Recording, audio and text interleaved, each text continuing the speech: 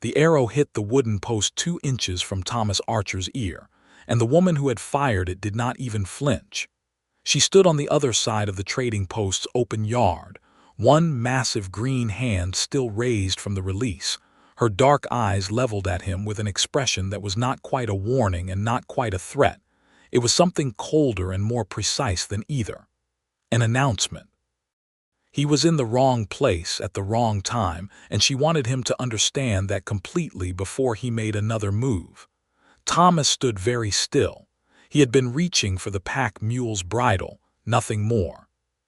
He was a fur trader, not a fighter, and the knife at his belt was for skinning beaver pelts, not for whatever this green-skinned woman with the jaw of a war god assumed he was about to do. He raised both hands slowly, palms out, fingers spread. "Easy," he said. "I am just getting my mule." She said nothing. She lowered her arm, but she did not look away from him, and she did not move from the post where she stood like something carved out of the earth itself. Deliberate, immovable, patient in the way that apex predators were patient. That was his first look at Kasha Doomhammer, enforcer of the Ironstone Clan, and the sight of her rearranged something low in his chest that he did not entirely know what to do with. She was tall, a full head taller than him, and the body beneath her fitted warrior's leathers was built with the casual, unstudied power of someone who had never once had to think about being strong. The leathers were dark, dyed nearly black, fitted close against her torso, and cinched at the waist with a wide belt of braided hide and iron rings. Pauldrons of layered leather and bone capped her shoulders without adding bulk, and the lacing down her sides pulled the vest snug enough to leave no doubt about the architecture beneath it. Her thighs were wrapped in the same close leather above tall boots with iron buckles, and a cloak the color of pine shadow hung from her shoulders, pushed back now so her bow arm was free. Her tusks were small as orc tusks went neat and curved, framing a full lower lip, and her hair was black and thick and braided back from her face in a tight rope that fell between her shoulder blades. She wore a single earring, a curved tooth of something large and important in her left ear. She was extraordinary. She also looked like she had not smiled at anything in a decade. Thomas had been coming into the Ironstone Clan's trading yard for 3 years, bartering beaver and fox and marten pelts for the deep-dyed clan leatherwork that sold in the border towns for 4 times what he paid. He knew the yard, knew the clan's trade steward, a cautious old orc named Breck who had grudgingly accepted Thomas as reliable after 2 years of fair dealing. He did not know this woman. He had never seen her here before. He lowered his hands a degree. New to Breck's post, he asked. Nothing moved in her face. "I am not a threat," he said. "My name is Thomas Archer. I trade furs. I come here 4 times a year and I never cause trouble. Ask Breck." "Breck is not here," she said. Her voice was low and carried. "I am? And who are you?" She studied him for a moment with those dark eyes like she was deciding whether the question earned an answer. "Kasha," she said finally. "Clan Enforcer." He knew what that meant. Clan Enforcer was not a title handed out for running errands. It meant she was the Ironstone Clan's instrument of law and punishment, the person the clan leader sent when a situation required absolute resolution. Enforcers did not negotiate. They arrived, assessed, and acted. The fact that one was standing in Breck's trading yard meant something had gone wrong, and it meant it seriously. "Is Breck all right?" Thomas asked. A pause that apparently had not been the question she expected. Something microscopic shifted behind her eyes. "He is well," she said. "There was a theft. He required assistance." "The Pelfer brothers." Now she went absolutely still, the way a hunting cat went still. "You know them?" "I know they have been skimming from the post's inventory every time Breck takes his rest day. I told him about it 4 months ago. He said he would handle it." Thomas shrugged one shoulder. He clearly did not. Kasha looked at him for a long moment. Then she crossed the yard, not rushed, not slow, just purposeful, and stopped 3 feet in front of him.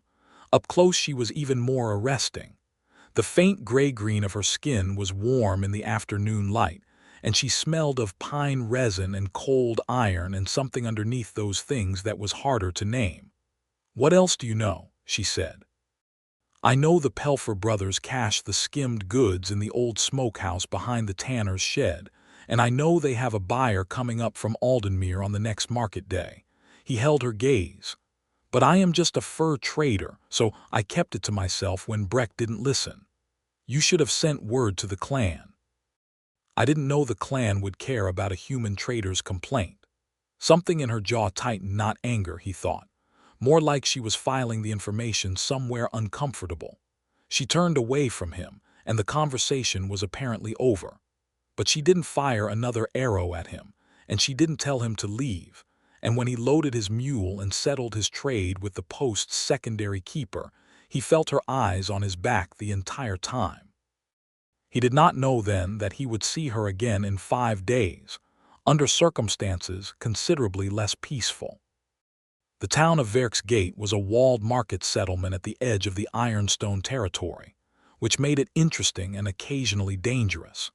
It sat on the crossing of 2 trade roads, one running south to the lowland cities, and one running east into the clan territories, and it had grown fat and nervous on the proceeds of that position, fat from trade and nervous from the fact that Verk's Gate was the first place any orc raiding party from the Highlands would reach, and everyone knew it.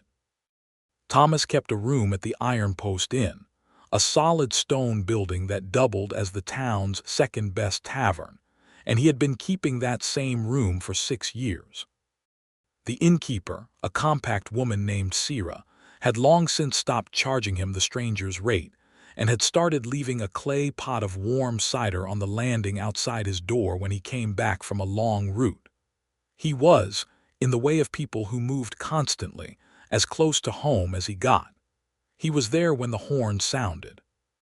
He was there when the messenger staggered through the east gate screaming that the Gorthak warband, 700 fighters from the northern clans, had come down through the mountain pass and were 3 hours behind him. He was there when the gates came down and the bolts went across, and the town's garrison of 40 guards looked at each other with the specific expression of men doing arithmetic they did not like.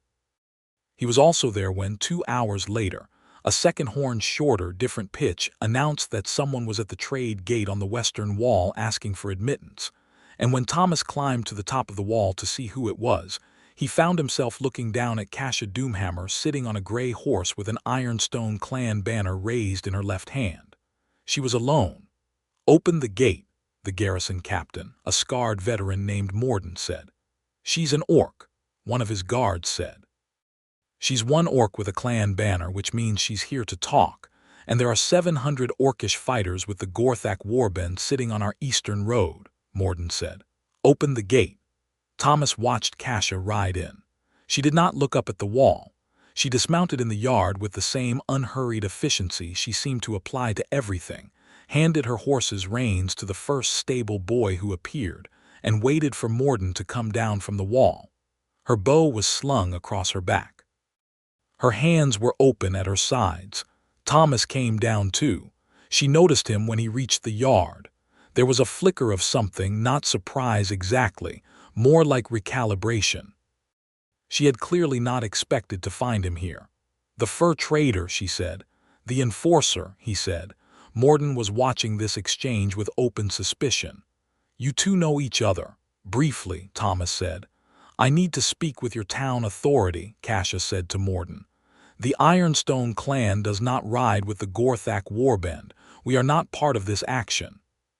But the Gorthak chief has sent me here as an intermediary because the Ironstone Clan is the only clan with trading relationships in this town, and the chief believes you will hear our words where you will not hear his. His warband is camped at our gate," Morden said flatly. "Yes," she said. "That is why he needs an intermediary." A town council meeting was called within the hour. Thomas attended it because Morden asked him to, which surprised him. "You trade in orc territory more than any other merchant in this town," Morden said, walking him through the narrow stone corridor toward the council hall. "If she's speaking truth about the Ironstone Clan's position, you know better than most whether it holds. I want you in that room." The council hall was a long room with a low-beamed ceiling, candles in iron brackets, and a table that sat 12. 7 council members filled one side. Morden and 2 garrison officers filled another. Thomas sat at the end with his elbows on the rough wood, and Kasha stood at the head of the table because there were no chairs offered to her, which the council did not seem to think was remarkable, and began to speak. She was not what Thomas expected from a clan enforcer in a negotiation. She was precise. She laid out the Gorthak warband's demands: a tribute payment and a renegotiation of the territory boundary that had been pushed against the northern clans for 30 years, with the kind of methodical clarity that made it obvious she had not invented these grievances on the spot, and that she found the history behind them genuinely complicated. The Ironstone Clan believes the Gorthak chief's methods are excessive, she said. We do not sanction the warband's presence here, but we also believe that if this town refuses negotiation entirely and calls for military relief from the south, what follows will not be a border dispute, it will be a war. And in a full war, the Ironstone Clan cannot maintain its neutrality. We would be forced to choose a side, and we would not choose yours. Silence in the room. Blunt, one of the council members said. Yes, she said. She did not apologize for it. Thomas looked at her across the table. In the candlelight, her eyes were almost black, and the line of her jaw was set and certain, and she was the only person in that room who seemed neither frightened nor pretending not to be frightened. Everyone else, council members, garrison officers, himself, had the tight-shouldered look of people who had spent 2 hours in a walled town with a warband outside. She just looked like someone doing a difficult job because it needed doing. What does the Gorthak chief want as proof that this town is willing to negotiate? Morden asked. A human representative to cross the gate and sit in the chief's tent, she said, as a gesture of good faith, with me as escort and guarantor. And the tribute payment to be held in trust, neither delivered nor refused until the negotiation is complete. Every face at the table reacted to the phrase "cross the gate." It was a physical thing, the way the room tightened. Who would go? Someone said. Thomas heard himself say, I will. He had not planned to say it. The words arrived before the reasoning did, which was unusual for him. He was, by nature, a careful man. He turned the decision over quickly once it was out, examining it for obvious stupidity, and found that it did not entirely qualify. He spoke the clan trade tongue well enough to navigate. He had been inside clan camps before without dying. He had no official standing in this town to lose if he came back empty-handed, which meant the council could plausibly disown the negotiation if it failed. And he had, apparently and inexplicably, developed some provisional trust with the woman who would be his guarantor, which was more than any other person in this room could claim. Kasha was looking at him. He could not read her expression. She had the most controlled face he had ever encountered, but something in the quality of her attention had changed. It was more like the moment at the trading post when she had heard him name the Pelfer brothers. Recalculation. You are not a diplomat, she said. It was not a rejection. It was an assessment. No, he said. I'm a man who trades with the clans for a living, which means I understand what they value and what insults them, and I will not walk into the chief's tent and put my foot in my own mouth out of ignorance. The chief may try to intimidate you. Most people do, he said. I find the best thing is to not be particularly easily intimidated. Something happened then. It was brief, and it was gone before he could have sworn he saw it, but he was watching her face when it occurred, and he was quite certain that the corner of her mouth moved. Not into a smile, nothing as generous as that. A flicker, the ghost of one. And then her hand came up, 2 fingers pressing briefly against her lips, and whatever had happened was controlled and gone. She had nearly smiled at something he said, and she had caught herself doing it and covered it. He filed that away somewhere careful.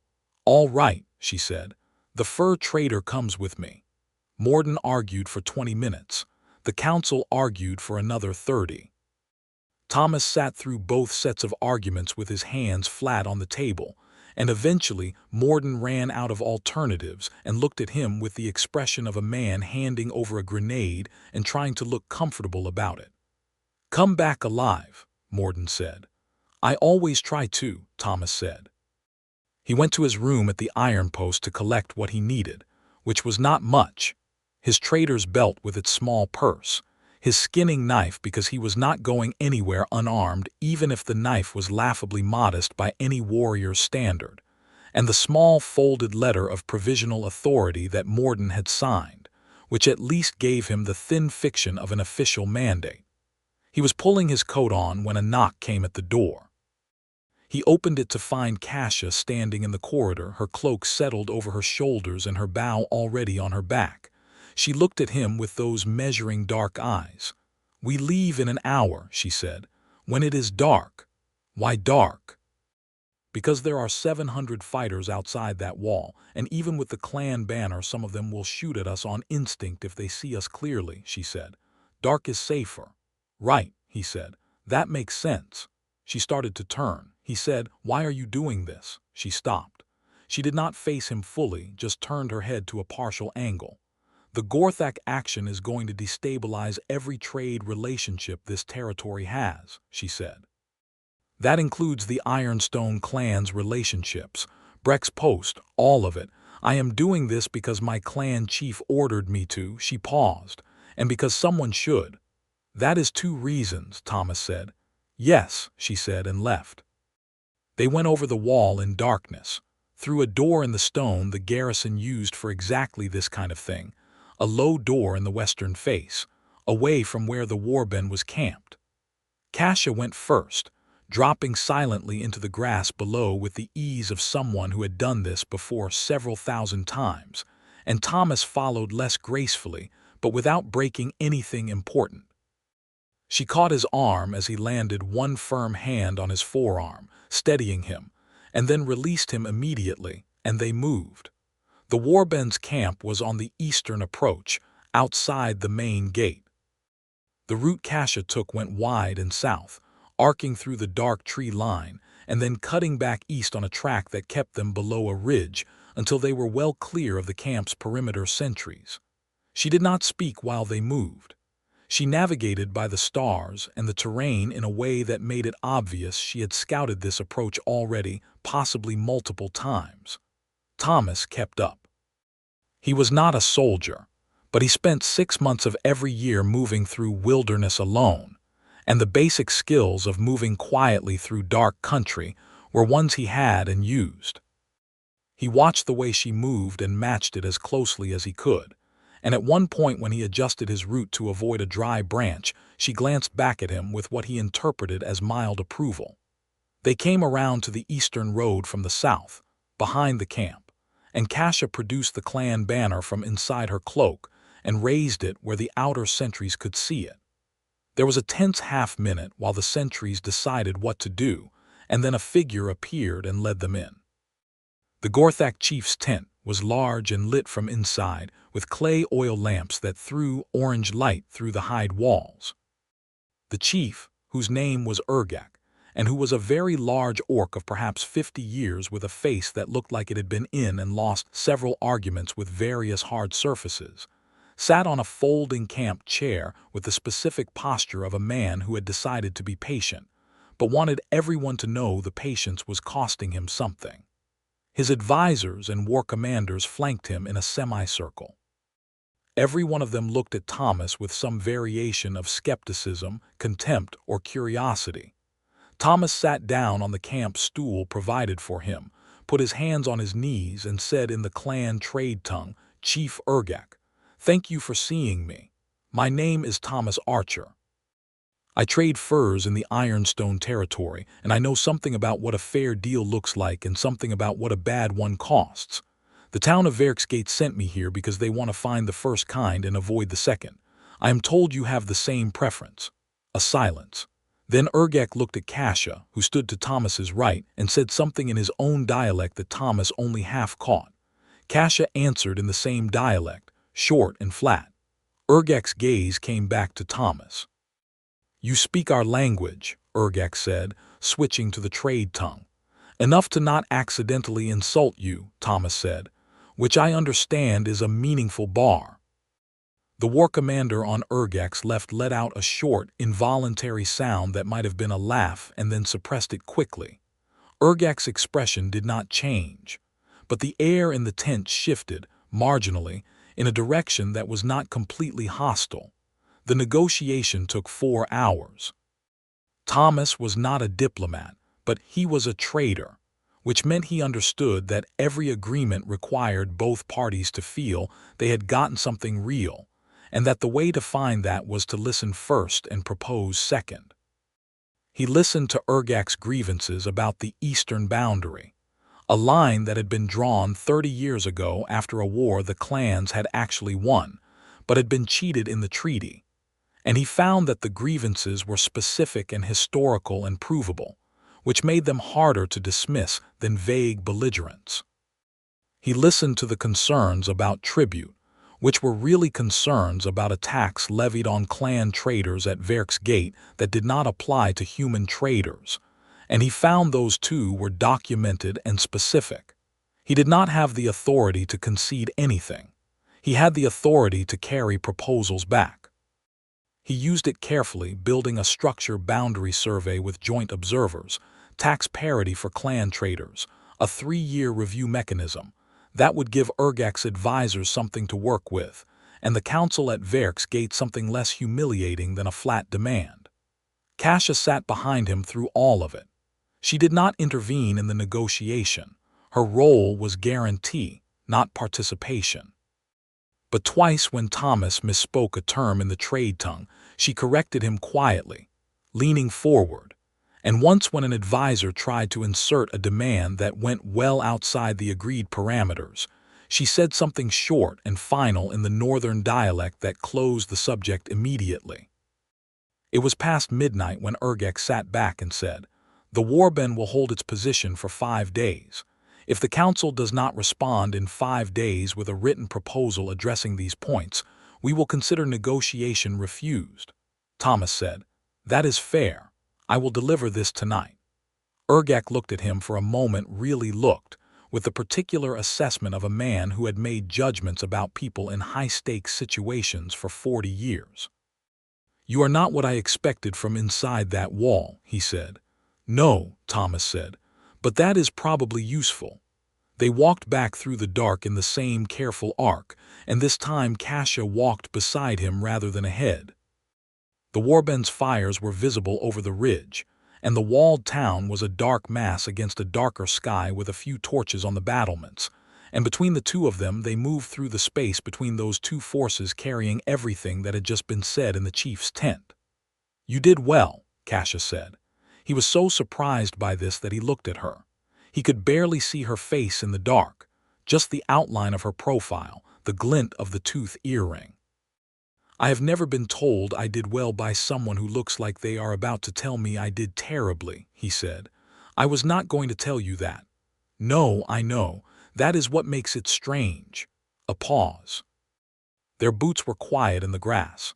"You heard the boundary grievance," she said, "and you did not dismiss it." "It was accurate," he said. "Dismissing an accurate grievance does not make it disappear. It just makes the person holding it angrier." "Most humans in that negotiation would have dismissed it," she said, "because acknowledging it means acknowledging that your people did something wrong." "My people did something wrong," he said simply. "That happened before I was born, which means I did not do it." "But it still happened." Another pause, longer. "Why are you a fur trader?" she said. The question was so unexpected in this context, in the dark, between a besieged town and a war camp after 4 hours of border negotiation, that he almost stopped walking. "My father was," he said. "I was good at it. I like moving. I don't stay anywhere long enough to wear out my welcome." He thought for a moment. "Why are you a clan enforcer?" "I am good at it," she said, "and I do not stay anywhere long enough to wear out my welcome." He looked at her again. He thought she might be watching the tree line and not him, but he wasn't sure in the dark. "That is nearly identical to what I just said," he said. "Yes," she said. "I noticed that." They got back to the wall before the night was 2 hours older. The garrison door opened when Kasha gave the signal knock. She had apparently given them a knock code before leaving, which was the kind of foresight Thomas was beginning to think characterized everything she did, and they climbed back into the torchlit world of the besieged town. Morden was waiting in the guardroom. He looked at Thomas with the expression of a man who had spent several hours preparing to receive bad news and was disconcerted to find it not arriving. Thomas laid out Urgak's terms on the table, with the boundary survey proposal and the tax parity provision and the 5-day window. Morden read it twice. His garrison officers read it. Then Morden sat back and said, "This is actually workable." "I know," Thomas said. "The council will fight the boundary survey." "The boundary survey is just a survey," Thomas said. "It doesn't seed anything, it just looks. If they fight a proposal to look at something, they will look worse than what the looking might find."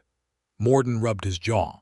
He looked at Kasha, who was standing near the wall with her arms at her sides, watching the room. "Your clan did not have to send you," he said to her. "No," she said. "Why did they?"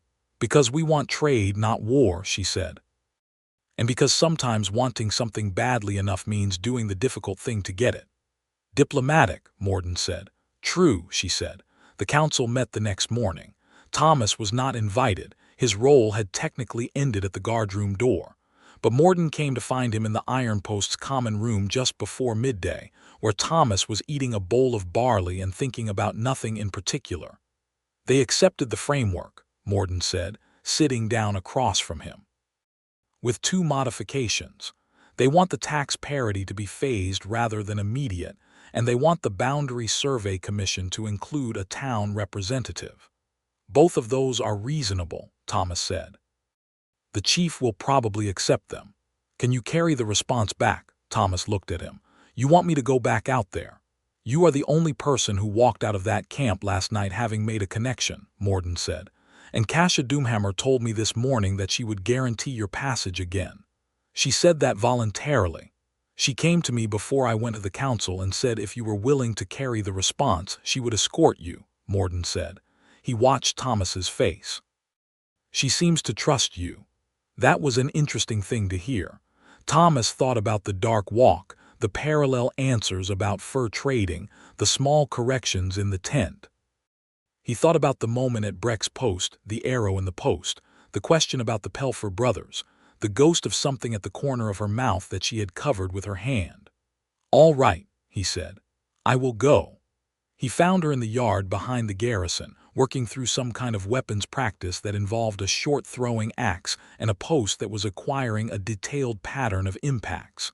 She was precise and methodical about it, which was the only way she seemed to do anything. "Morden told me you volunteered to escort me back," he said. She caught the axe on its return throw, a casual pluck out of the air that he was fairly certain a normal person could not have done, and looked at him. "I did," she said. "Why?" "Because you are useful," she said, "and because I told you I would guarantee your safety. You told the garrison, you didn't tell me. I am telling you now." He watched her line up the next throw. Her form was clean and economical, no wasted movement, no performance, just the pure mechanics of a skill she had practiced until the practice disappeared and only the skill remained. "Can I ask you something?" he said. "You are going to regardless," she said. "How long have you been an enforcer?" She released the axe. It hit exactly where the previous one had hit. 8 years, she said. "How old are you?" 26. He did the math. She had been doing this since she was 18. He was 30, and the closest thing he had to a comparable life was 6 years of ranging alone through orc territory with a pack of mule and a persuasive manner. "I am 30, he said, because it seemed only fair to reciprocate. "I know," she said. "How do you know?" "Breck's records," she said. "I read every trader's file in the post when I arrived to handle the Pelfer situation. Yours said Thomas Archer, 30 years, reliable payment history, speaks trade tongue. No incidents. You read my file." "I read everyone's file. But you remember mine," he said. She looked at him then, and this time he had enough light to see her face clearly. There was something in her expression that was not quite irritation and not quite the thing that was not irritation. She did not respond to that which he decided to interpret as a point in his favor. "Tonight," she said. "Same route." the second visit to Urgak's tent was shorter. The chief read the council's response, discussed the phased tax provision with his advisors for 20 minutes, and accepted the modification. The Boundary Survey Commission representative was agreed on with very little argument. A written accord was drafted by Urgak's settlement scribe, a small, harried orc with excellent penmanship, signed by the chief and countersigned by Thomas as the town's provisional representative, and handed across. Thomas had a brief, surreal moment of looking at the document in his hands and thinking, this might actually work. Urgak looked at Kasha when it was done and said something in the northern dialect. His tone was different than it had been the night before, less formal, more direct, and the word he used for Kasha was not her name but something else, a title or an honorific that Thomas half caught. Kasha answered briefly. Urgak made a sound that in a less imposing man might have been a grunt of satisfaction. Outside the tent, crossing back through the camp toward the perimeter, Thomas said, "What did he call you?" "Walking iron," she said. "It is an old term. It means someone who moves as a weapon does with direction." He meant it as a compliment. "Yes. Do you like it?" She considered this as they moved through the dark. "It is accurate," she said. "That is not the same as liking it." "No," she agreed. "It is not." They walked in silence for a moment. He could hear the distant sounds of the camp behind them, fires crackling, men moving, the occasional clank of metal. "What would you prefer to be called?" he asked. The silence that followed was long enough that he thought she was not going to answer. Then very quietly, as though she was saying something that should not be said to the night air, "Just Kasha." He did not say anything after that. He did not need to. The accord reached the council at 3 in the morning. Morden read it. 2 council members were woken from their beds to read it.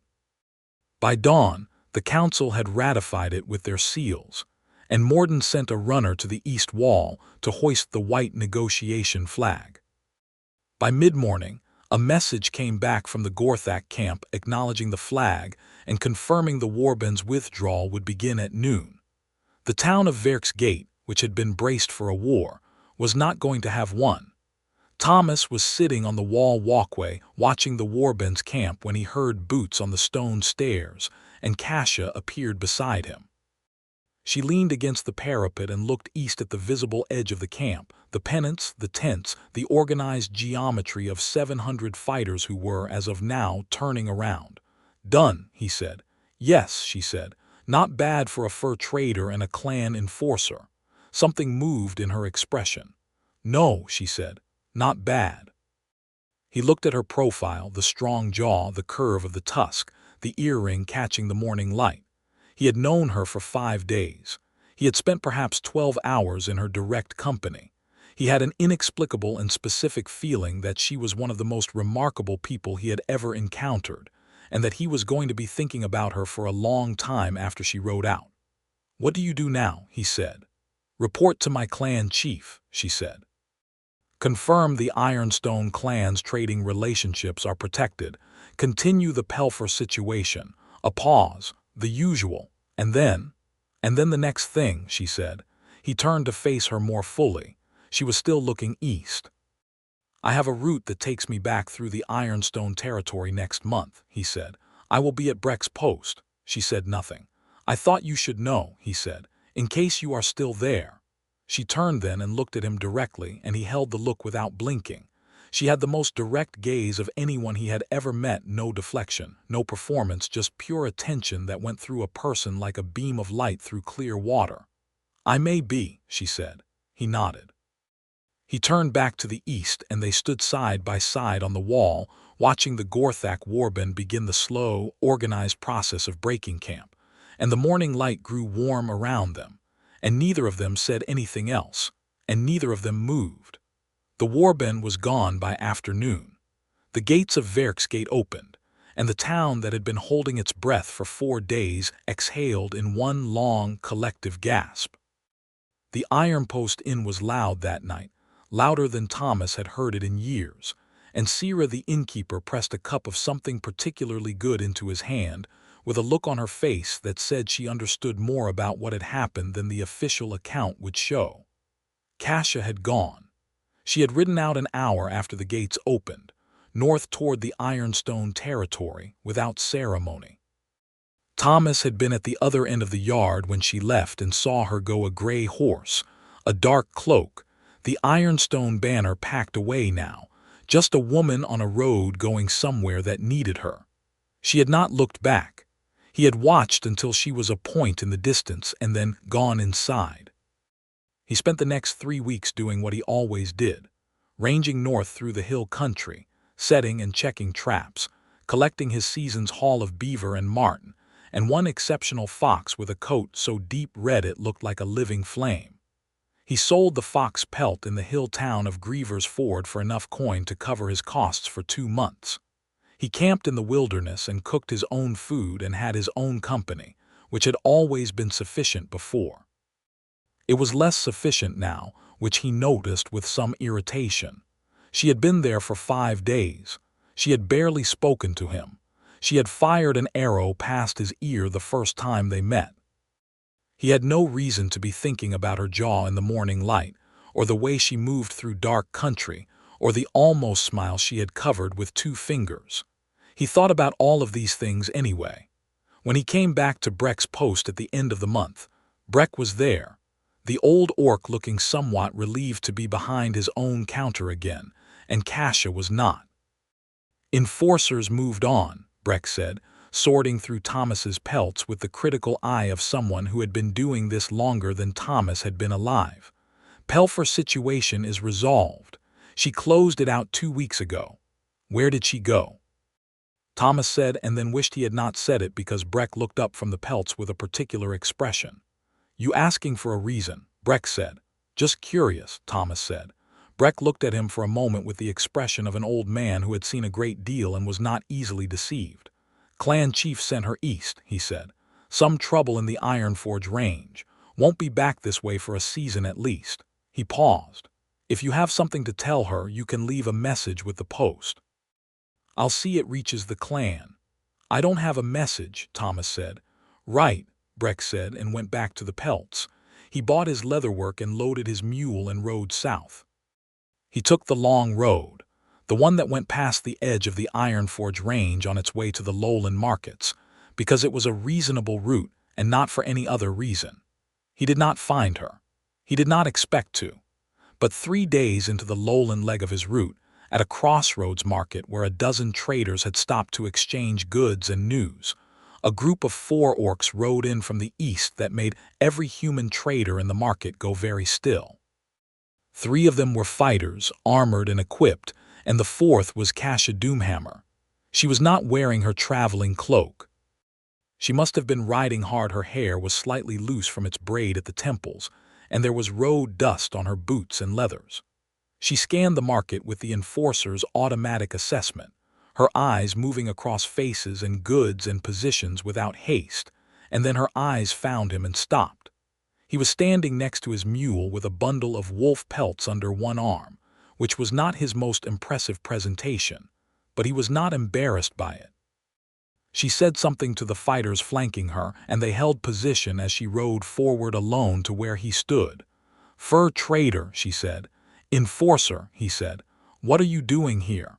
Selling wolf pelts, he said. What are you doing here? Returning from the Ironforge situation, she said, taking the south road back because the northern passes are closed early this year. Convenient, he said. She looked at him steadily. Yes, she said, then, are you heading south? As far as Aldenmere, he said. I have buyers there. The south road is safer with more than one rider this time of year, she said. Gorthak rearguard parties are still moving through. Are you offering to ride south with me? I am noting that the road is safer with company, she said. Draw from that what you will. He thought about the 5 days in Verk's gate. He thought about the near smile she had covered with her hand. He thought about the way she had said just Kasha in the dark on the walk back from the chief's tent. My mule is slow, he said. I have ridden slow before, she said. They rode south together. For the first day it was careful and somewhat formal.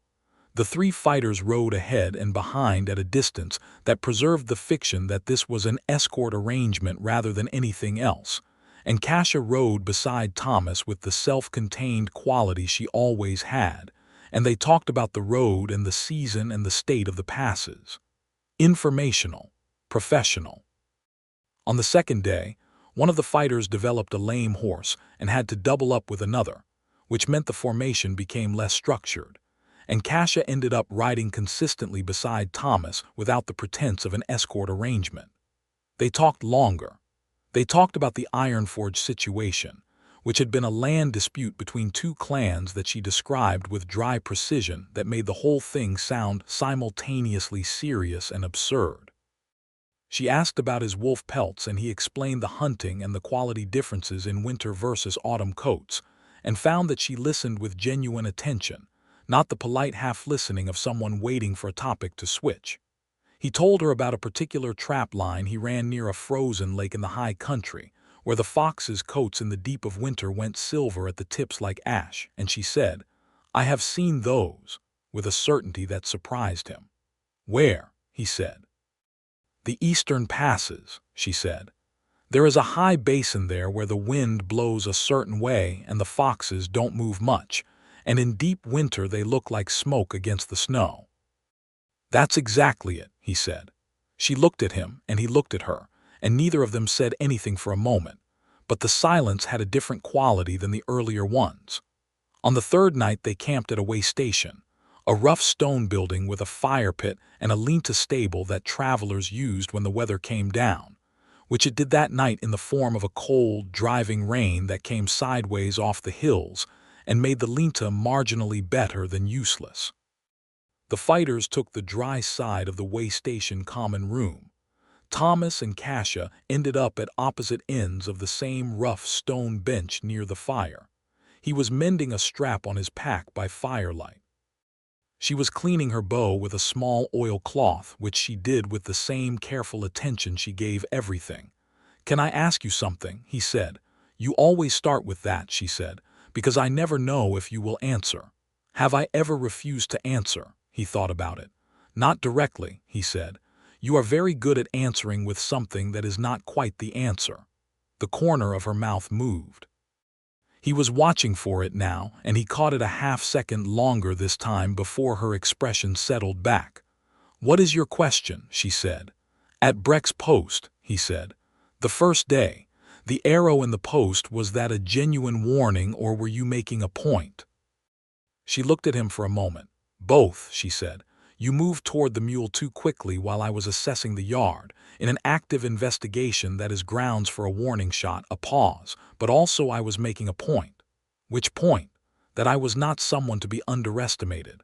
"I never underestimated you," he said. "You hadn't met me yet," she said. "People usually lead with hello," he said. "I find arrows communicate more efficiently," she said. He laughed, a real one, pulled out of him without planning. She watched him do it with that quality of focused attention she had, and when his laugh faded she was still watching, and he was suddenly aware of the firelight and the rain and the bench and the 3 feet of space between them. "I thought about you," he said. "After Verk's gate." She did not look away. "I know," she said. "You know. You asked Breck where I was," she said. He felt heat move up the back of his neck. "He told you." "Breck tells me everything that happens at his post," she said. "It is how I run an accurate investigation." He considered being embarrassed and decided not to. "Did you think about me?" he said. A long pause. The fire popped. Rain hit the roof in a varying rhythm. Her hands were still on the bow and the oilcloth, but she was not cleaning anything. "Yes," she said. She said it simply, without qualification or deflection, in the manner of someone who had decided that an honest answer was more precise than a careful one. He moved along the bench. Not dramatically, just closing the 3 feet to something closer to 1, near enough that the firelight touched them both equally. She watched him do it and did not move away. "I don't know what I am to you," he said. "A useful contact, someone you trust to a marginal degree, an interesting curiosity." "More than that," she said. "Tell me more than that," he said. She looked at him for a moment with that direct, undefended gaze. Then she said, "You are the first human man who has ever been in a room with me and looked at me as though the orc part was not the most important thing about me." She paused. That is more than most people offer. He held her gaze. It is not the most important thing about you, he said. Not even the most interesting thing. What is the most interesting thing, she said. You nearly smiled at me the first day, he said. And you covered your mouth. He said it softly, factually, without teasing. I have been thinking about that smile ever since. Her eyes went very still. You noticed that, she said. I noticed everything about you, he said. From the beginning. She looked at him for a long moment. The rain and the fire and the stone walls and the dark outside and her face in the light with the truth of that sitting in the air between them.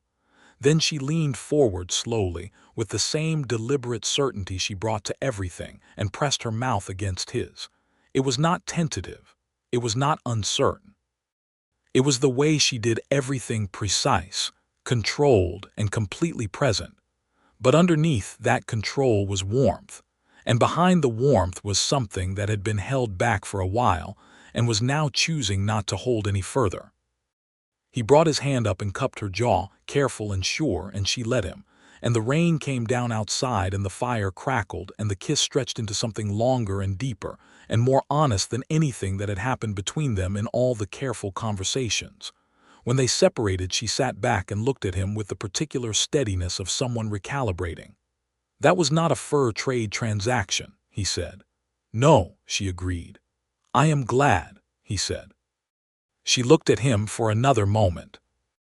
Then very slowly, the corner of her mouth moved upward, not the ghost of a smile she had covered before, not the controlled flicker he had caught twice in previous days, but a real one, small and private, that showed the edge of a tusk and reached her eyes and was so clearly something she didn't offer to anyone that it felt like being handed something irreplaceable. She did not cover it this time. He smiled back, and she looked at that for a moment as though she was committing it to something internal. South, she said, we have 2 more days. We do, he said, but we are no longer in any hurry. She looked at him with that smile still present at the edge of her expression, and it seemed like she was considering arguing that point, and then she didn't. They reached Aldenmere in 3 days instead of 2. He did not regret this at all. Aldenmere was a proper walled city, stone and mortar, 2 gates, a permanent garrison, a market that ran 6 days out of 7, and a waterfront where the river broadened enough for flat-bottomed trade barges. Thomas had buyers here, reliable ones, who took his furs at good prices and didn't ask unnecessary questions about where he ranged to get the quality he got. He concluded his business in a single morning and found himself at the end of it with a purse that was satisfyingly heavy and nothing planned for the next several days. Kasha's fighters had their own arrangements in the city, contacts with the Ironstone Clan's trade network in the lowlands, dispatches to send, supplies to collect. She handled all of this with brisk efficiency over the first afternoon, and by evening she had accomplished everything she needed to accomplish and was standing in the courtyard of the inn Thomas had taken for them both, looking at the city around her with the expression of someone who was slightly unused to having nothing immediately required of her. He had watched enough of her in motion to appreciate the rarity of that. Come with me, he said. She looked at him. He took her to the waterfront market, the evening one that ran along the river wall when the day traders had packed up and the chandlers and food sellers came out, and the light came off the water orange and gold.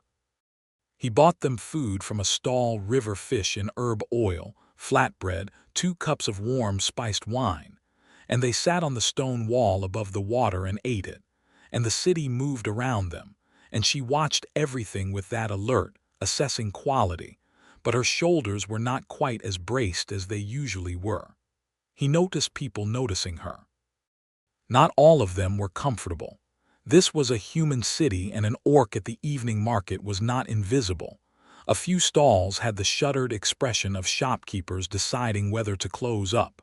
A group of dock workers stared with the particular blankness that was not neutrality. She was aware of it. She did not react to it. She ate her fish with the same composure she did everything, and if the attention was a weight she had been carrying for 26 years, she carried it the way she carried everything, without show. "Does it bother you?" he said, not looking at the dock workers. "The staring." "It is not new," she said. "That does not answer the question." She looked at him sideways. "You have a particular habit," she said, "of asking the question underneath the question." "I like to know what is actually true," he said. She looked back at the water. "Yes," she said. "It bothers me, not the staring, the decision behind the staring, the one that decides what I am before I have done anything." She paused. "Enforcer work suits me partly because of that. When I arrive, people have usually already decided I am dangerous. It makes the assessment accurate before I have to prove it." "You should not have to prove it," he said. "No," she said, "but I do." He looked at her profile in the river light, the strong jaw, the tusks, the earring, the hard grace of her, and felt something that was past liking and past interest, and was moving into territory he recognized from the inside even if he had not named it yet. He reached over and covered her hand where it rested on the wall between them. She looked down at his hand on hers and then at him. "I do not care what anyone in this market thinks," he said, "for what it is worth." She turned her hand under his and held it.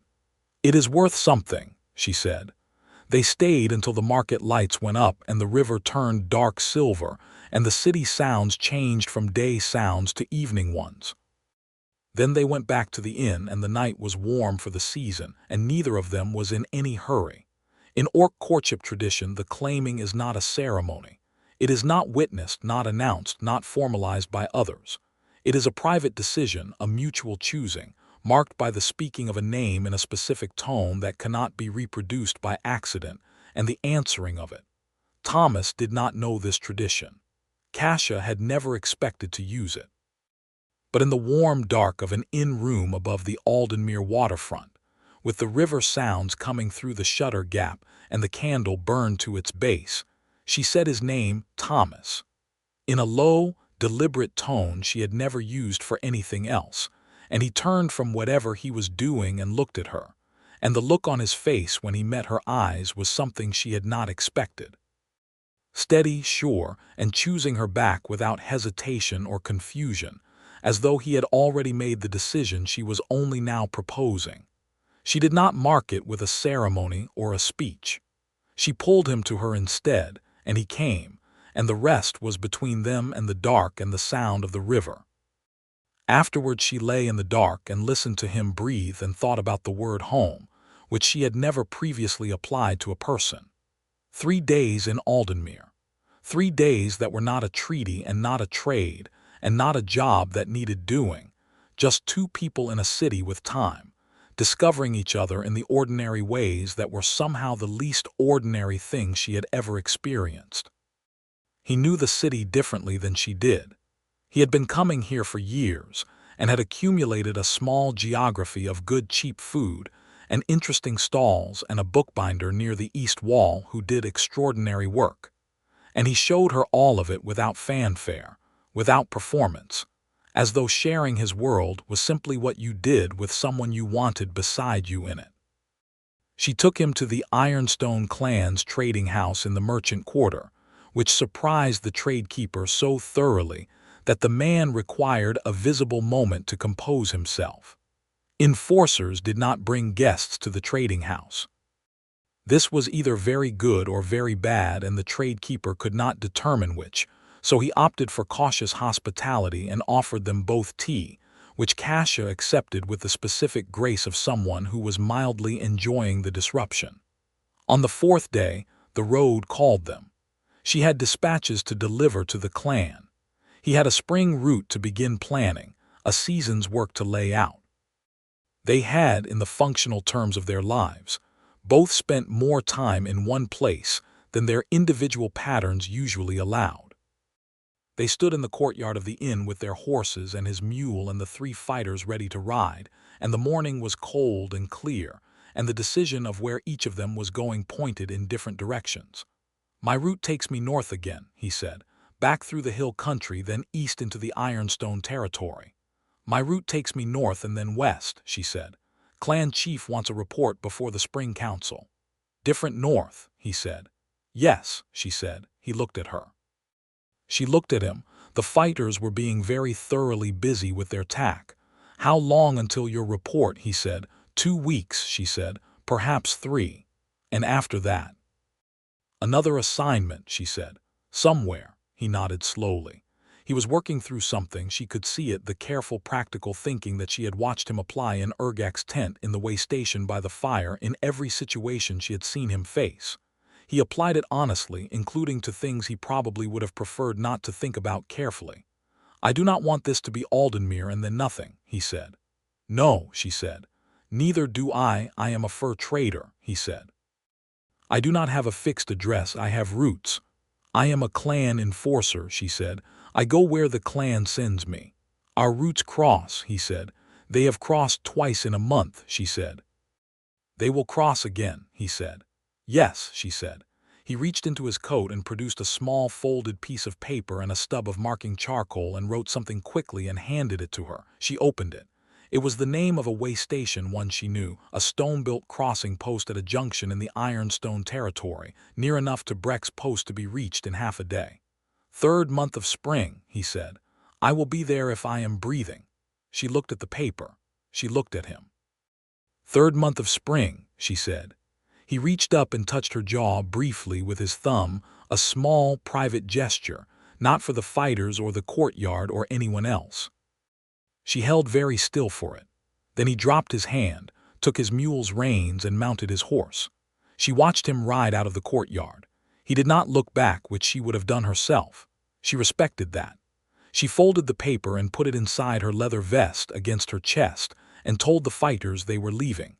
Spring came hard and cold that year, with snow still in the high passes through the 2nd month and floods in the lowland roads that slowed everything. Thomas worked his route with the focused efficiency of someone who has given himself a deadline that matters. He took an extra swing through the hill country to collect a cache of marten pelts he had been drying at a rented smokehouse, sold a portion in Griever's Ford, arranged storage for the rest, and began the push east. He arrived at the way station junction on the 1st day of the 3rd month of spring. The way station was empty except for the keeper, an ancient man who charged a reasonable fee for the use of the stable and the common room fire, and asked no questions about anyone's travel plans. Thomas stabled his horse and mule, put his packs under the bench, and waited. She arrived at dusk. He heard the horses on the road before he saw her, and he was outside on the way station's stone step when she and 2 fighters rode in from the west. She was alone in the lead, the fighters a distance back, and the evening light was long and gold, and she looked at him when she arrived the way she had looked at him at the crossroads market, that direct, recalibrating attention, but warmer now, without the professional distance she had started with. She dismounted. He walked to meet her. The 10 feet between them closed to 3 and then to 1, and he put his arms around her and she let him, which was not a thing she was given to easily and was therefore something he understood as what it was. "3rd month of spring," she said into his shoulder. "I am breathing," he confirmed. She pulled back and looked at him with that almost but not quite smile she had been slowly unbuttoning over the months of their acquaintance. "You are very pleased with yourself," she said. "I made a goal and I achieved it," he said. "I am allowed to be pleased." She looked at him for a moment with the expression that was no longer a mystery. It was the look she had when she was deciding not to cover her mouth. Then she did not cover it. The weeks that followed were the first time Thomas had kept company over a sustained stretch that did not feel like something wearing him down. They traveled portions of both their routes together when the geography allowed, sometimes a week, sometimes 3 days, once nearly a month when Kasha's assignment put her in the same hill country where his best spring trap lines were. The fighters who usually accompanied her on long routes had been reassigned to the clan's spring patrol, which left her operating solo, which she was fully capable of, and which also meant she had no professional reason to be at any particular distance from him while they worked. He watched her work enforcement. He had understood it abstractly before, the role, the function, the gravity of it, but watching her actually do it was something else. A clan family dispute near the Ironforge range that had gone violent. She walked in, heard both parties, established the facts with the precision of someone who had done this long enough to know which questions revealed the truth, and delivered a binding judgment that neither side liked completely but both could live with. She did not raise her voice once. The authority was entirely in her bearing, the certainty of her, the sense that the decision would stand because she had made it and she was Kasha Doomhammer, and that was simply the end of the matter. 2 days after the family dispute, they were riding east on the high road, and she said, out of nothing, "You were watching me work." "Yes," he said. "You have an expression when you are watching me work," she said. "I have been trying to identify it." "What expression?" "Like you are seeing something you did not expect," she said. He thought about it. "Not unexpected," he said. "More like confirming. I had a sense of what you were before I saw it in practice. The reality is more." He paused. "A lot more." She looked at him for a moment on the road. The expression that moved through her face then was brief and complex, and he did not try to name all of it. "You are the only person who has ever said that about the enforcement work," she said. "People are usually afraid of it," he said. "Yes," she said. "I'm not afraid of you," he said. "I know," she said. "That was the first notable thing about you." He laughed. She looked at his laugh, and this time she did not cover the response. She let it arrive, small and real and private, the smile that she had begun to give him and only him, the one he had first caught a ghost of in Breck's yard when he had said something that surprised it out of her. "I want to tell you something," she said. "Tell me," he said. "The first day," she said, "at Breck's post. When you named the Pelfer brothers." She paused. "I had been in that yard for 2 hours, and no one had spoken to me directly except to flinch at me. You walked up and asked about Breck as though it was a reasonable thing to do. And then you had the information I needed, and you offered it without being asked, and you—" She stopped. "I what?" he said. "You said you hadn't reported it because you didn't know if the clan would care about a human trader's complaint," she said. "And then you said something. I don't remember the exact words. Something dry and matter-of-fact about how most people did not listen to you regardless." He waited. "I laughed," she said, "or I nearly did. I stopped it because," she looked at the road ahead, "because I was working, and because I don't laugh in front of strangers, but I nearly laughed." "You covered your mouth," he said. "Yes," she said. "I saw," he said. "I know you saw," she said. "I saw you see it." He looked at her. She was watching the road with that carefully composed face, and underneath the composure was something warm and exposed that she was not entirely trying to hide. "I thought about that," he said, "for weeks." "What did you think?" she said. "That I wanted to be the person you laughed with," he said. "Not the person you caught yourself laughing at." The road was quiet. The hill country rolled around them, gold and green in the spring sun. "You are," she said. It was around this time, a month into spring, that the situation with the Gorthak Accord came back. The treaty held in its broad strokes. The warband had withdrawn. The Boundary Survey Commission had convened, but the rearguard of the Gorthak faction, a smaller hardliner group that had not wanted the accord in the first place, had been running incursions against the eastern trade roads. Nothing large enough to constitute a reopening of hostilities. Targeted harassment, raided supply wagons, cut bridges, a trading post burned. Thomas happened to be riding the Eastern Trade Road when one of those incursions happened. He was there because it was on his route. He could not have anticipated it, but it happened this way. He came over a rise in the road and found a supply wagon stopped in the track below, 3 men from the wagon on the ground with hands raised, and 6 Gorthak rearguard fighters with weapons drawn. The fighters were taking the wagon's cargo: grain, trade cloth, a crate of iron tools. Standard smash-in grab, the kind that would get reported and tallied, and added to the column of reasons the accord was under stress. Thomas pulled his horse up at the crest. The fighters saw him. One of them started toward him with the particular intent of someone who had decided Thomas was an additional problem to be resolved. He did not run. He had learned in 6 years of ranging through orc territory that running was the worst possible choice because it made you look like prey, and things that looked like prey got chased. He stayed very still on his horse, hands visible, and said in the trade tongue, "This wagon is on the Verksgate Trade Road. which falls under the territory covered by the Gorthakverk Accord. This action falls under the Accord's dispute provision. The fighter stopped. The word Accord had landed. The Accord doesn't cover rearguard operations, the fighter said. His trade tongue was rough but functional. The Accord covers this road, Thomas said. I was in Chief Urgak's tent when that language was written. A pause. The other fighters had stopped moving. The wagon men were still on the ground but no longer looked like they were about to be struck. You're the human who sat in the chief's tent, a second fighter said. Something in his tone was different recognition, not deference, but something. Thomas Archer, Thomas said. Fur trader. I carried the Accord back to Verk's gate.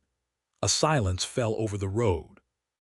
It was a tense silence, the kind that could go several directions, and Thomas was very aware that he had 6 armed fighters looking at him and exactly nothing in the way of backup. Then, from behind him, hoofbeats. He had not heard them coming. She moved quietly even on horseback, and when he glanced back, Kasha was there, coming up the rise at a canter, having apparently been close enough on the road to hear the stop and follow it. She came over the crest and pulled up beside him, and every fighter on that road went still in a way that was qualitatively different from the stillness that had greeted Thomas. Kasha Doomhammer, Ironstone Clan enforcer, sitting upright on a gray horse with her hand on her bow, looking at 6 Gorthak rearguard fighters with the expression of someone doing quiet math. Ironstone, the first fighter said. His voice had changed. This man is under my protection, Kasha said. She did not raise her voice. She did not need to, as is this wagon and its contents. The Ironstone Clan guarantees the Eastern Trade Road, you know this. We have no quarrel with Ironstone, a fighter said. Then prove it, she said. Step back from the wagon and go back north. Another silence. It stretched. And then one at a time, then all together, the 6 fighters stepped back. The goods they had taken were dropped in the road. They mounted and they rode north, and they did not look back. Thomas watched them go. When they were around the bend, he let out a breath that he had not realized he had been holding. He looked at Kasha. She was watching the road, scanning the tree line with automatic vigilance. Thank you, he said. You were managing it, she said. I came anyway. How close were you? Close enough, she said. He looked at her for a moment. The 3 wagon men were getting up from the ground, dusting themselves off, and looking at Kasha with expressions that held not gratitude exactly, but something working its way toward it. The specific recalibration of people who had believed something about orcs, and were now holding that belief up against what had just happened and finding it didn't fit. One of them, the oldest of the 3, walked up to where Thomas and Kasha sat on their horses. He looked up at Kasha. He was a thick-built man with a farmer's hands and a teamster's manner, and he clearly had to work at what he said next, but he did it. That was well done, he said. Thank you. Kasha looked at him for a moment. She said nothing. She nodded once, brief and certain, and that was the end of it. The wagon men loaded the dropped goods back into the wagon and went on their way south. Thomas and Kasha sat alone on the empty road with the afternoon around them. They will go into town and tell that story, he said. Perhaps, she said. The way they looked at you at the end, he said. That was new. I watched it happen. She looked at him. One afternoon on one road, she said. It has to start somewhere, he said. She held his gaze for a moment. Then she dismounted and walked her horse off the track to let it graze the verge, because it had been ridden fast and needed settling, and he did the same with his horse and mule, and they stood in the warm afternoon sun on the side of the road watching the horses eat grass. The rearguard incursions are going to keep happening until someone officially closes the faction out, he said. The Accord framework addresses the boundary and the taxes. It doesn't address the internal dissent in the Gorthak warband. That is an Ironstone matter now, she said. Clan Chief has been in contact with Chief Urgak. There is a faction hearing being called. Will it hold? The Accord holds, she said. The rearguard knows it. They are pushing to see how much the Accord can withstand before the humans call it over. She looked at him. They were watching today to see if the human on the road would fold. He didn't. I had your name to say, he said. That helped. You named the Accord before I arrived, she said. I hoped someone was behind me, he said. You didn't know. No, he admitted. But I have found it useful to proceed as if the world has more good in it than the worst-case scenario would suggest. She looked at him with the expression that was not the almost smile but was adjacent to it, the deeper one, the one that came from somewhere further in. That is a very optimistic position for a man who ranges alone through Orc country, she said. It has worked so far, he said. The faction hearing took place at the end of spring, at the border post that served as the neutral ground between Gorthak and Ironstone territories. Thomas was not officially part of it. He was there because Kasha was there, and he had finished his spring route and had no reason not to come, and Kasha had not told him not to. He waited outside the post while the hearing convened inside. Kasha was in the room in her enforcer capacity, not as a party to the hearing, but as the Ironstone Clan's observing representative, which was a procedural role that required presence and silence and the kind of authority that came from being exactly who she was. The hearing ran 4 hours. Thomas sat on the post's outer bench, talked to the post keeper, ate some salted meat and hard bread from his pack, watched the border road and thought. He had been thinking, in the careful, systematic way he applied to large things, for several weeks now. About routes and seasons and the shape of a life that had always been organized around movement, and whether movement was something you chose because it was better than stopping or because stopping hadn't ever offered anything that made it worth the attempt. He was thinking about that when Kasha came out of the post's door. She sat down beside him on the bench. She looked tired in the way that precise, controlled people look tired, a slight decrease in the force of her upright quality, the exact same posture but with less intention behind it. "Done," he said. "Done," she said. The faction leader accepted the binding ruling. The rearguard incursions will stop. Urgak will hold the internal peace. "Good," he said. Yes, she leaned back against the post's wall. Good. He looked at her profile in the late afternoon light, the angle of her jaw, the long line of her neck, the earring. "I have been thinking," he said. "You do that constantly," she said. "It is one of your more visible qualities." "My roots have always been mine alone," he said.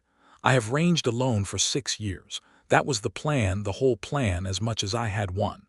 She looked at him. "I do not know how to propose a different plan that makes practical sense for two people who are both going in different directions most of the time," he said. "I do not have a house. I do not have a permanent trade post. I have a pattern of routes that covers a lot of the same ground as the Ironstone territory." He looked at his hands. "I know that is not much." "I do not have a house either," she said. "I have the clan's posting house when I am between assignments and the road when I am not." "That is not much either," he said. "No," she said, "but it is the same amount of not much." He looked at her. "Same roots," he said. "The clan's territory is large," she said. "Assignments move. Mine do too." She looked at him for a moment with that direct, certain gaze. "You are asking if we can do this the way we both live," she said. "Two roots that are the same root when they can be." "Yes," he said. "I am asking that." She held his gaze. "You said you do not stay anywhere long enough to wear out your welcome." "That was before I found somewhere I wanted to stay," he said. She was quiet for a moment. Something moved in her face that was not controlled, not assessed, just the immediate truth of it passing across her without management. "You are the first person in 26 years," she said, "who has ever made me want to stay somewhere." He reached over and took her hand. She held it. "Same roots," she said. "Same roots," he confirmed. The end of spring arrived with warmth and long days, and the world that had been tense and besieged and bordered was settling into something that felt fragile and provisional but real, like a peace that might hold. The faction hearings rulings circulated through the border territories over the next weeks. The rearguard incursions stopped, as Kasha had said they would. The Boundary Survey Commission completed its first site visit with no incidents. A new market day was opened at Verksgate that allowed clan traders the same access as human ones, and the first day it ran, Thomas was not there, but he heard about it from Breck when he passed through the post. 30 clan traders came, and there were incidents of rudeness but no violence, and the town guard, following new instructions from Morden, handled it professionally. Small things, but that was how large things were made. Thomas's summer route took him deep east, into the territory he knew best, the high hill country with the silver-tipped foxes in winter, the frozen lake, the long quiet of the highland passes. He came out of it at the end of summer with a season's haul and 4 months of clear sky and hard work behind him, and he came back to Breck's Post because it was the natural waypoint on his route south, and because a letter had been left for him there. He recognized Kasha's handwriting. She wrote in the precise, spare style of someone who had learned to compose official clan dispatches and who applied the same economy to everything. The letter said she had been assigned to a winter patrol that would bring her through the hill country at the end of the season. It gave him a waypoint and a rough time. It said, at the end, the silver foxes will be out. He wrote back to the address she'd left with Breck. He said he would be there. He was there. She arrived 2 days after he did, which was the way of things when your schedule was set by the clan's operational needs, and he had spent those 2 days doing useful things, setting up the winter campsite at the way station with proper firewood and provisions, checking his line in the area, and not thinking about the fact that he was watching the western approach more than strictly necessary. She rode in late in the afternoon, alone. The winter patrol was a solo assignment, the kind that required an enforcer's skill set and was too sensitive for a visible retinue. She was dressed for the season, a heavy orc-made traveling cloak over her fitted leathers, the pauldrons traded out for heavier shoulder pieces, the tall boots fitted with fur at the top. Her braid was the same, tight against the cold. She came into the way station yard and he came out of the building to meet her, and she pulled up and looked at him from the horse and said, "You stayed." "I said I would," he said. She dismounted. He was already moving to take the horse's reins, which was not a thing he had planned but which happened naturally, and she let him, which was also not a small thing. She looked at the way station, the stacked wood, the smoke already from the chimney, the organized practical competence of someone who had set up a good temporary camp. Something in her expression softened in the particular way it softened when she encountered something she had expected to have to provide for herself and didn't. "You knew I was coming in the dark," she said. "I lit the fire when I heard the horse on the south road," he said. "An hour ago. You knew it was me." "I knew your horse's rhythm," he said. She looked at him for a moment. Then she took her saddlebags from the horse and carried them inside, and he followed with the horse. That winter was the best one he could remember. They were not always in the same place. She had her patrol.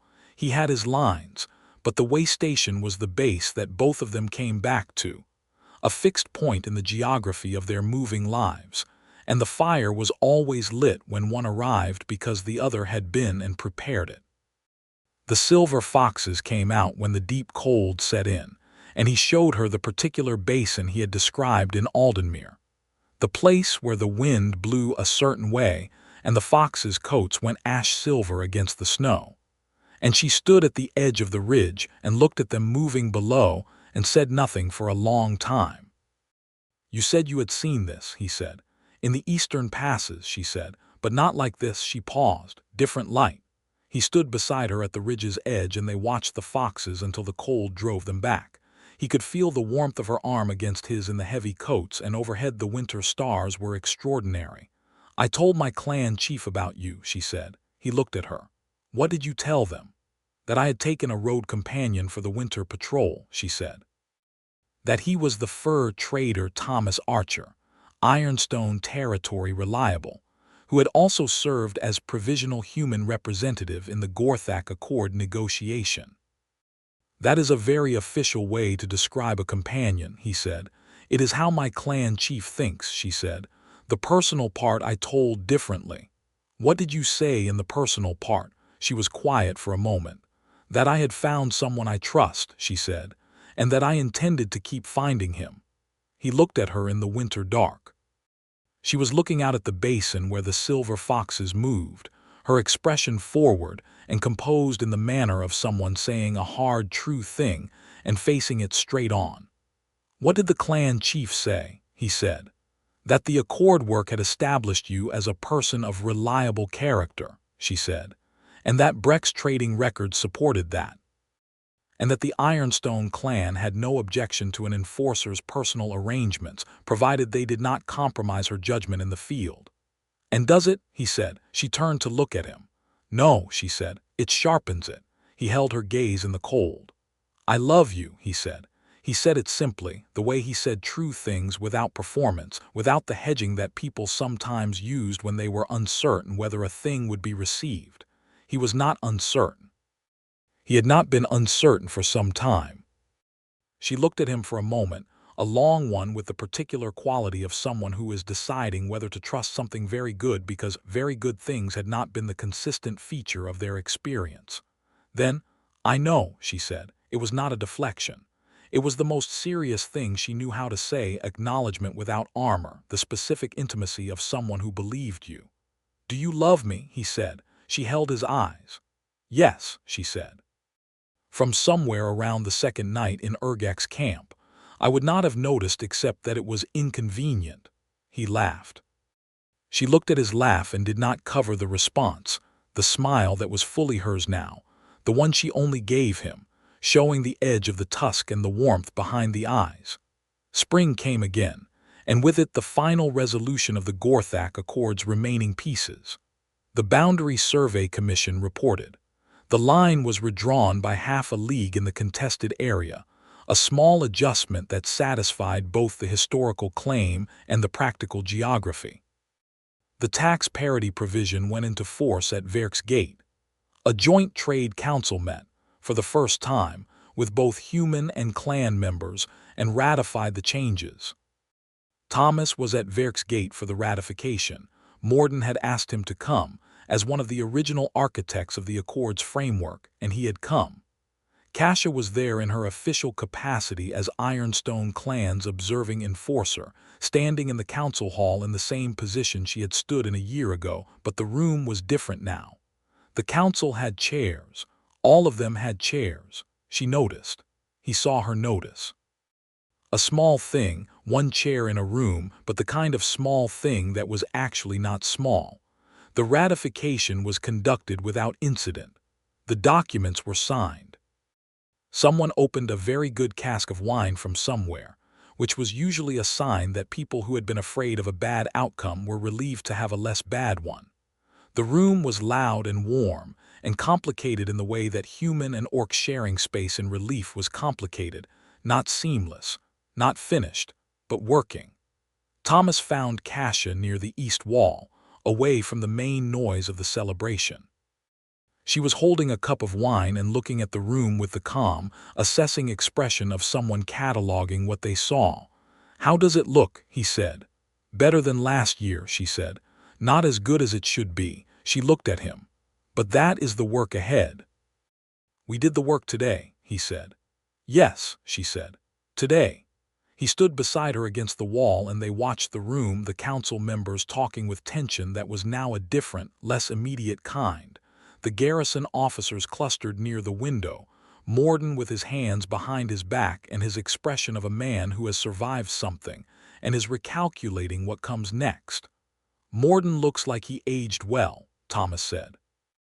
"He looks like a man who did not expect to be alive for this part," Kasha said. "Neither did he, I think," Thomas said. "He was preparing for the bad version." "Most people prepare for the bad version," she said. "It is more reliable. And the good version." He said. She looked at him sideways. "The good version requires someone who is willing to walk out the gate in the dark without a guarantee." He met her eyes. "Are you saying I was the good version?" "I am saying you were unexpectedly useful," she said. He smiled. She watched his smile with the particular attention she gave it, and then she let hers come fully, without covering it, the real one with the tusk and the warmth. And in the loud, complicated, imperfectly hopeful room around them it was the clearest thing. The ratification celebration continued into the evening. The wine from the good cask ran out and a lesser cask was opened, and no one cared. Morden gave a speech that was practically the minimum viable speech, 2 sentences and a raised cup, and was received with relief by everyone who had been afraid of a longer one. The clan trade keeper from Aldenmere, who had made the journey for the occasion, shook Thomas's hand with the expression of someone who had revised an opinion and found the revision worthwhile. An Ironstone elder who had come with Kasha as the clan's senior representative sat with the council's oldest member in a corner and talked, genuinely talked, for the first time in 30 years between those 2 positions. Thomas watched all of this and felt the particular deep satisfaction of someone who has contributed to a thing larger than themselves, who has done their part without being certain it would work, and found that it had worked imperfectly, provisionally, but truly. He went outside when the room grew very loud, stepping through the hall's side door into the open air of Verksgate's main square. The evening was warm, the stars beginning. The square was quiet compared to the hall, a few people moving, the sounds of the town's ordinary evening, the smell of cookfires from the residential lanes. He was standing there alone for perhaps 5 minutes when the door opened behind him and Kasha came out. She came to stand beside him in the square. The noise of the celebration inside was muffled through the door. The square was open and quiet around them. The rearguard leader sent a formal message to the Accord Commission, she said. I received it before the ratification. He accepts the binding ruling. The last outstanding objection to the accord is closed. He turned to look at her. All of it, he said. All of it, she said. He looked at her face, the jaw, the earring, the composed and certain features he knew now in all their variations, and felt the full weight of the year that had led to this moment. The arrow in Breck's yard, the dark walk to Urgak's tent, the way station by the fire, the road in Aldenmere, the winter basin where the foxes ran ash-silver against the snow. We did that, he said. Among others, she said, but we were there at the start, he said, and here at the end. She looked at him steadily. Yes, she said. We are here at the end. The square was quiet around them. Somewhere in the hall behind them, someone laughed loudly at something, a real laugh, the kind that carries. The evening was warm and the stars were fully out now, and all the things that had needed resolving were resolved. He turned to face her fully and she was already facing him, and the space between them was the same nothing it had become over months of standing close. I want to keep ranging with you, he said. As long as the roots run. The roots will always run, she said, and I will always be on them. He raised his hand to her jaw, the same touch as the morning she had ridden out of Aldenmere, small and certain, and she leaned into it just slightly, and the expression on her face was the one that was not covered, not controlled, not the professional composure that faced the world but the real thing underneath it, open and warm and choosing him. Same roots, he said softly. Same roots, she said. And he kissed her in the square of Verksgate with the accord ratified, and the last objection closed, and the hall full of the sound of people who had been afraid and were not afraid anymore. And she kissed him back with the full, decisive commitment she brought to everything she chose. And they laughed when they separated, laughed at nothing and everything, at the arc of the year, at the arrow in the post, and the dark walk through the enemy camp, and the ghost of a smile she had covered with her hand on the first day. At all of it together in the warm evening with the stars out and the road ahead going in the same direction. The enemy was broken, the accord was whole.